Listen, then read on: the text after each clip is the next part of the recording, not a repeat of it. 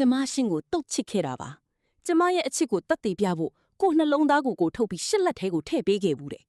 ဒါပေမဲ့သူ့အီလုံးနဲ့ရှင်ကတော့ကျမတီဆုံးသွားတာကိုတောင်စိုးစင်းမြနောင်တနေရပဲကြည်နေခဲ့တယ်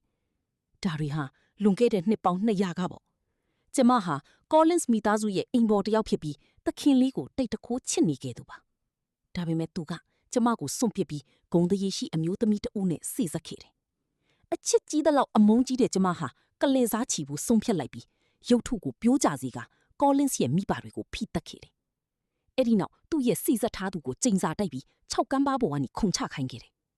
Collins ကသူ့ချစ်သူနောက်ကိုလိုက်တည်ဖို့ကြိုးစားခဲ့ပေမဲ့ကျမကခွင့်မပြုခဲ့ပဲသူ့ကိုဗမ်ပိုင်ယာတကောင်ဖြစ်အောင်ကျိန်စာတိုက်ပြီးရွာသားတွေကိုမြောက်ထိုးပင်ကော်လုတ်ကမြေအောက်ထဲမှာနှစ်ပေါင်း200ကြာအောင်အရှင်လက်လက်မြုပ်နှံခဲ့ပါတယ်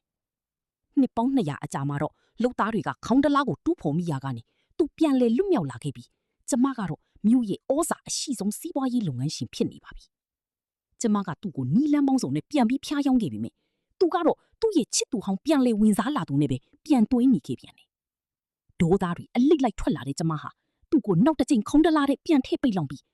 နောက်ထပ်ရာစုနှစ်အနည်းငယ်ကြာမှတွေ့ကြတာပေါ့အချစ်လေးရေလို့ပြောပြီးကျမရဲ့အတွင်းကန်နဲ့သူ့မျက်နှာကိုအုပ်ခဲ့သေးတာဒါပေမဲ့သူ့ရဲ့မျိုးဆက်တွေကသူ့ကိုပြန်လဲကေတင်ခဲ့လို့ကျမလေးကျမရဲ့ဆုံးမအစွမ်းတွေကိုအတုံးချပြီးသူတို့မိသားစုတစ်ခုလုံးကိုအမြင့်ပြတ်တတ်ဖို့ကြိုးစားခဲ့ပါတယ်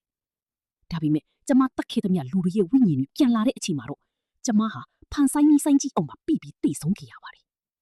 မင်းကဆုံးမပဲမင်းကအချစ်ဆိုတာကိုဘာမှနားမလည်ဘူးဆိုတဲ့ Collins ရဲ့ရက်ဆက်တဲ့စကားလုံးတွေကပဲကျမရဲ့တကိအချစ်တွေကိုနောက်ဆုံးမှတပ်ပြတ်လိုက်ပါတော့တယ်